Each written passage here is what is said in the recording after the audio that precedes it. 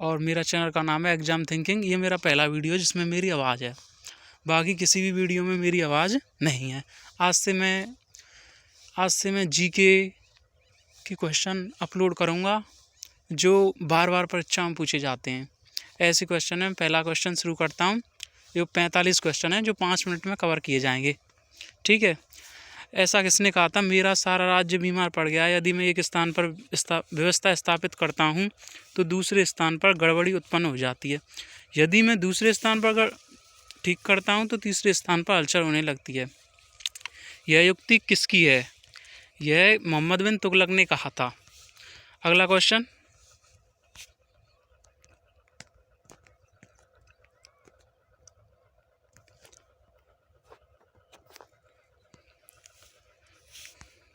मानव में गुर्दे में बनने वाली पथरी प्राय होती है, वो कैल्शियम ऑक्जेलेट की होती है।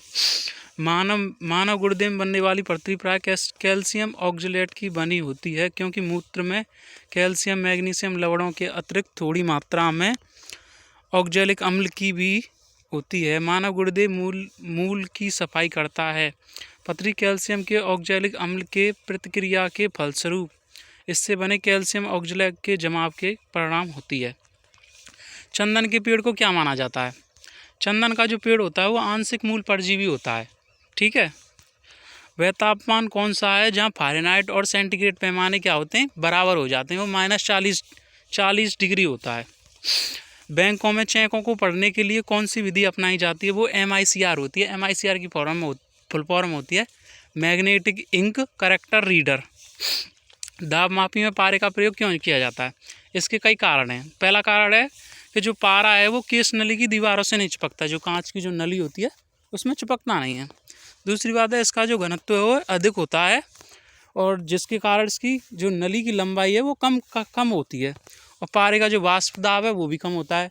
जो वेपोरेशन वो होता है ना, प्रेशर, वो भी कम होता है। अगला क्वेश्चन है, सबसे अधिक क्रोमोसोम किस में पाए जाते हैं? हाथियों में, मनुष्य में, ब्रायोफाइट्स में, टेरिडोफाइट्स में। सबसे ज़्यादा जो क्रोमोसोम्स हैं वो टेरिडोफाइट्स में पाए जाते हैं। अगला क्वेश्चन है, हाइड्रोफोबिया रोग किससे उत्पन्न होता है? हाइड्रोफोबिया रोग विषाणु से उत्पन्न होता है। रेबीज या हाइड्रोफोबिया विषाणु से फैलने वाला खतरनाक रोग है। यह रोग कुत्ते, बिल्ली, सियार और भेड़िए के काटने या जख्म को चाटने से होता है। जिस व्यक्ति को यह रोग हो जाता है उसे जल से डर लगता है, ठीक है, हाइड्रोफोबिया। अगला क्वेश्चन है, विटामिन ए एवं बी के आविष्कारक कौन है? मैकुलन है। दोनों ही विटामिनों के आविष्कार है मैकुलन है, और विटामिन की खोज की थी फंक ने। और अगला क्वेश्चन है, कोशिका का आधे से ज़्यादा भाग किस पदार्थ से निर्मित होता है? आंसर है जल से बना होता है। अगला क्वेश्चन, किसको गर्म करने पर प्लास्टर ऑफ पेरिस बनता है? आंसर है जिप्सम। प्लास्टर ऑफ पेरिस के निर्माण के लिए जो आवश्यक ताप होता है 373 केल्विन है, ठीक है। अगला क्वेश्चन, जीवधारी के जो लक्षण प्रत्यक्ष रूप से दिखाई पड़ते हैं उनको क्या कहते हैं? फिनोटाइप कहते हैं। जो उनका हम बाहरी आवरण देखते हैं वो फिनोटाइप होता है। अगला क्वेश्चन, जीव जगत का जोकर माइकोप्लाज्म का कहा जाता है। अगला क्वेश्चन, यदि मृदा अम्ल के साथ उपचारित किया जाए तो मिट्टी में हाइड्रेजिया गुल्म के जो फूल होंगे वो नीले रंग के होंगे, ठीक है। हाइड्रेजिया गुल्म के फूल नीले रंग का होता है। हाइड्रेजिया अगस्त में पूर्ण खिलता है। पंखुड़ियाँ एक अम्लीय वातावरण में नीला रंग प्राप्त करती हैं। जब लिटमस विलयन ना तो अम्लीय और ना क्षारीय हो तो अब इसका रंग कैसा होता है? बैंगनी होता है, यानी मूल रंग जो उसका कैसा होता है? बैंगनी होता है। ग्रेट ब्रिटेन का कितना प्रतिशत भूभाग इंग्लैंड है? जो केवल 60% भूभाग है ना, वही इंग्लैंड है। और ब्रिटेन को संयुक्त रूप से यूके कहते हैं। यूके का मतलब होता है यूनाइटेड किंगडम। ब्रिटेन में इंग्लैंड, वेल्स, स्कॉटलैंड और उत्तरी आयरलैंड शामिल हैं, जिनमें इंग्लैंड इनमें क्या है? सबसे बड़ा है। अगला क्वेश्चन है, सूर्य भूमध्य रेखा के ठीक ऊपर वर्ष में कितनी बार आता है? ये केवल 2 बार आता है। कब कब आता है? सूर्य वर्ष में 2 बार भूमध्य रेखा पर सीधा चमकता है। एक तो 21 मार्च को, दूसरा 21 सितंबर को। डेनमार्क, आइसलैंड, नॉर्वे, स्वीडन एवं फिनलैंड मिलकर क्या कहलाते हैं? स्कैंडिनेविया। ये इन 5 देशों का समूह है। इनमें डेनमार्क, आइसलैंड, नॉर्वे, स्वीडन एवं फिनलैंड आते हैं।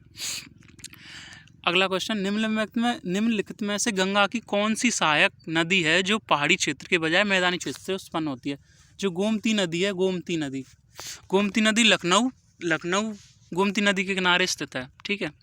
अगला क्वेश्चन, इसी क्वेश्चन में, गोमती नदी उत्तर प्रदेश के पीलीभीत में गोमती ताल से निकलती है और इसकी कुल लंबाई 900 किलोमीटर है और सैदपुर नामक स्थान पर यह नदी गंगा में मिल जाती है।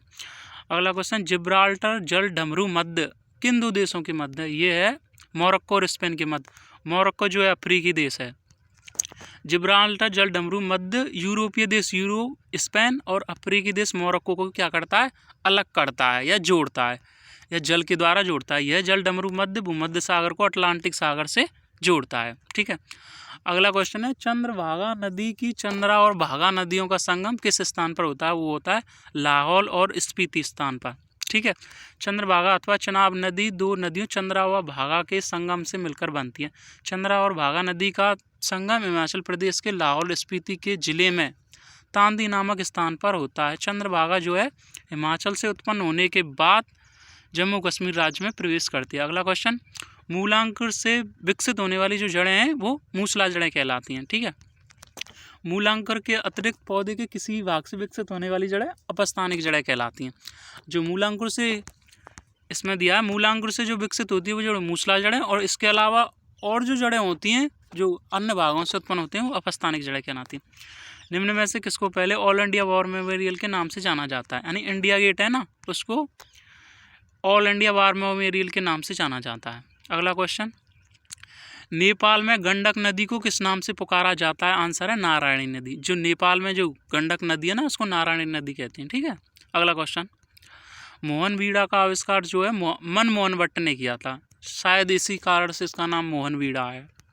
अगला क्वेश्चन करते हैं, अल नीनो और ला नीनो किस महासागर की धाराएं? ये प्रशांत महासागर की धाराएं। अल नीनो और ला नीनो दोनों ही प्रशांत महासागर की धाराएं। ला नीनो जो है ठंडी धारा है, जबकि अल नीनो जो है गर्म धारा है। दोनों ही पेरू के तट पर प्रवाहित होती हैं। ठीक है।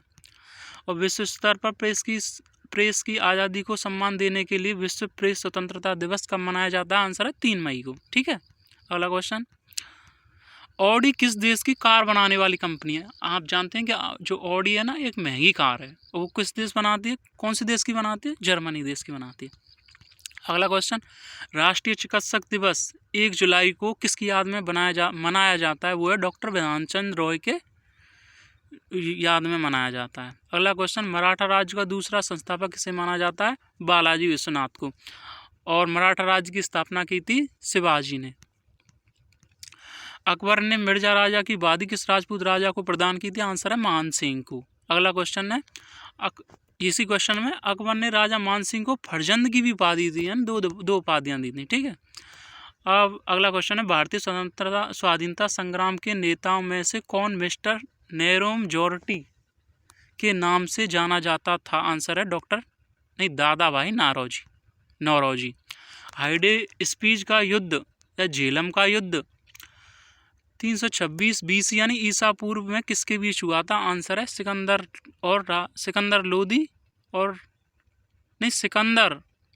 सिकंदर अलेक्जेंड्रिया भी कहते हैं इसको, सिकंदर और राजा पोरस के बीच हुआ था। हाइडे स्पीच का युद्ध जिसे वितस्तता का युद्ध भी कहा जाता है, सिकंदर तथा पोरस के बीच 326 ईसा पूर्व में हुआ था। अगला क्वेश्चन है, भूमि की माप के आधार पर भू राजस्व का निर्धारण और प्रति विश्व उपज का आकलन सबसे पहले किस सुल्तान द्वारा किया गया था? आंसर है अलाउद्दीन खिलजी के अधीन किया गया था। अगला क्वेश्चन है, रामानुजाचार्य ने अपना मुख्य आराध्य देव किसे माना है राम को। वैसे भी रामानुजाचार्य में राम आ रहा है तो राम को ही माना है।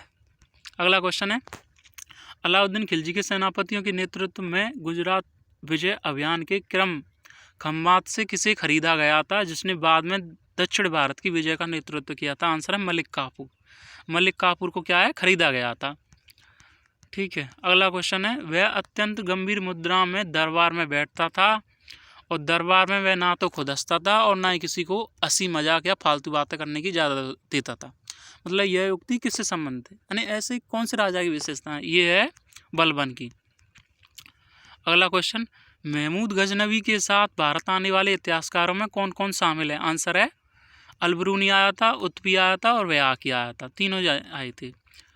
सिंधु घाटी सभ्यता निम्नलिखित में से किस सभ्यता के समकालीन नहीं थी? आंसर है सिंधु घाटी की जो सभ्यता है मिस्री सभ्यता के समकालीन थी। मेसोपोटामी सभ्यता की समकालीन थी और चीन की सभ्यता की समकालीन थी, लेकिन जो क्रीट की जो सभ्यता है वो इसके समकालीन नहीं थी। अगला क्वेश्चन है, नहीं, क्रीट की सभ्यता प्राचीन यूनानी सभ्यता की जननी यानी माँ कही जाती है। कारक चिन्हों, यह हिंदी व्याकरण से संबंधित प्रश्न है। कारक चिन्हों को यह भी कहा जाता है, परसर्ग भी कहते हैं, ठीक है। कौन सी तरंग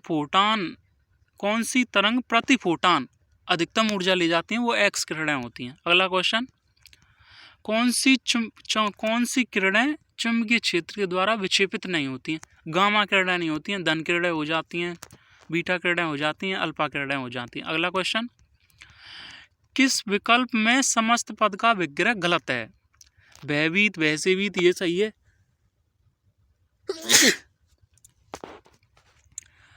और दाल और रोटी ये सही है। पथभ्रष्ट, रास्ते से भटका हुआ, ये भी सही है, लेकिन ये गलत है। शताब्दी, सत शब्दों का समाहार। शताब्दी का मतलब होता है 100 सालों का समाहार। 100 वर्षों के समय को शताब्दी लैटिन के शब्द सेप्टम से निकला, जिसका अर्थ होता है 100 होता है, यानी 100 मतलब 100। अंग्रेजों का सर्वाधिक विरोध किसने किया था? ना तो राजपूतों ने इतना विरोध किया था, ना मुगलों ने किया, लेकिन सबसे ज़्यादा विरोध मराठों ने किया था। अगला क्वेश्चन चलते हैं, तात्या टोपे का जो वास्तविक नाम है वो क्या है? तात्या टोपे का वास्तविक नाम है जो है रामचंद्र पांडुरंग। अगला क्वेश्चन, हम्पी किस साम्राज्य का अवशेष है? जो विजयनगर साम्राज्य था उसका अवशेष है हम्पी। तालीकोटा का युद्ध 23 जनवरी 1565 को हुआ था, जिसके बाद विजयनगर साम्राज्य का अंत हो गया था। अगला